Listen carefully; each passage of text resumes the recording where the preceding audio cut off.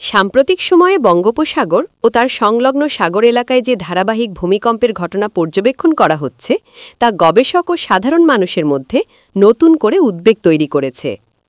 সাগরের নিচে মৃদু ও মাঝারি মাত্রার কম্পনের সংখ্যা দিনে দিনে বাড়ছে। ভূতাত্ত্বিক বিশেষজ্ঞরা বলছেন, সাগরের তলদেশে থাকা টেকটনিক প্লেটগুলো দীর্ঘদিন ধরে চাপ সঞ্চয় করে রাখে, আর সময় ভেদে এই চাপ ছোট ছোট কাঁপুনির মাধ্যমে বের হতে থাকে। কিন্তু এই ছোট কম্পনগুলো আসলে কি বড় কোনো ঘটনার ইঙ্গিত? বাংলাদেশের মানুষও তাই জানতে চাইছে, এই ভূমিকম্প আমাদের দেশের জন্য কতটা শঙ্কার। বিশেষজ্ঞদের মতে, বর্তমানে যে ধরনের ভূমিকম্প রেকর্ড হচ্ছে সেগুলোর মাত্রা বেশিরভাগই কম, যা তাৎক্ষণিকভাবে ঝুঁকিপূর্ণ নয়।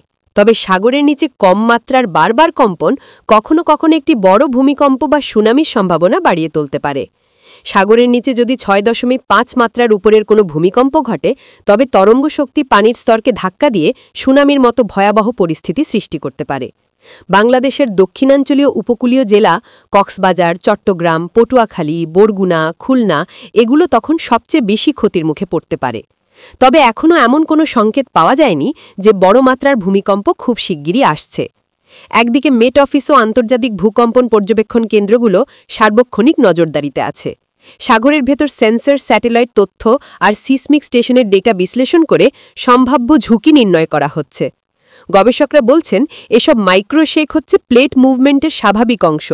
তবে একে পুরোপুরি উপেক্ষা করাও ঠিক নয়, কারণ ইতিহাস বলছে অনেক বড় ভূমিকম্পের আগে এভাবে ছোট ছোট কম্পন নিয়মিত দেখা গিয়েছিল। তাই বিশেষজ্ঞরা সাধারণ মানুষকে আতঙ্কিত না হয়ে প্রস্তুত থাকার পরামর্শ দিচ্ছেন। ভবন নির্মাণে ভূমিকম্প সহনশীল নকশা ব্যবহার, উপকূলীয় জনপদে আগাম সুনামি সতর্কতা ব্যবস্থা সক্রিয় রাখা, স্কুল কলেজে ভূমিকম্প প্রস্তুতি মহড়া বাড়ানো এসব বিষয় গুরুত্বপূর্ণ। বাংলাদেশ সরকারের দুর্যোগ ব্যবস্থাপনা বিভাগ ইতোমধ্যে বেশ কিছু উদ্যোগ নিয়েছে, যাতে সাগরভিত্তিক বড় কোনো ভূমিকম্প বা সুনামি হলে দ্রুত সতর্কতা পৌঁছানো যায়। সুতরাং সাগরেও ভূমিকম্প হওয়া স্বাভাবিক প্রক্রিয়া হলেও বারবার কাঁপুনি একটি গবেষণাযোগ্য বিষয়।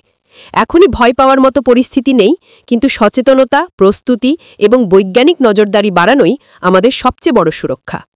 প্রকৃতির পরিবর্তন কখনোই হেলাফেলা করার নয়, তাই সতর্ক থাকুন, নিরাপদ থাকুন।